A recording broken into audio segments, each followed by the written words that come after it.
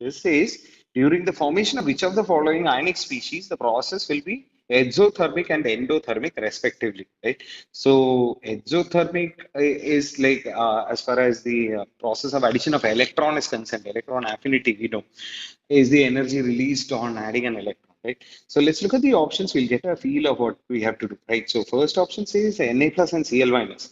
So Na plus formation is not exothermic, right?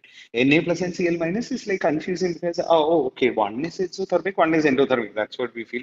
But because the question says exothermic and endothermic like this, so the first process has to be exothermic, the second one has to be endothermic. So Na plus and Cl minus is not right because formation of Na to Na plus is I1 of sodium, which is endothermic. Cl minus formation, Cl plus electron giving Cl minus, that is exothermic, right? Now the second one says Cl minus and O2 minus. So Cl minus formation is exothermic and O2 minus formation is endothermic, right? We know that O2O minus is exothermic, but O minus to O2 minus is endothermic, right? So overall, this turns out to be an endothermic process. And He plus and Mg2 plus formation, both of these are endothermic because both of these are ionization. And F minus and Br minus, again, both of these are exothermic. F minus, Br minus, both of these formation are exothermic. So the correct answer here is B option, right? So our first process was Cl plus electron giving you Cl minus. This is exothermic. In fact, this is the highest electron affinity element. So this is the most exothermic that we can think of.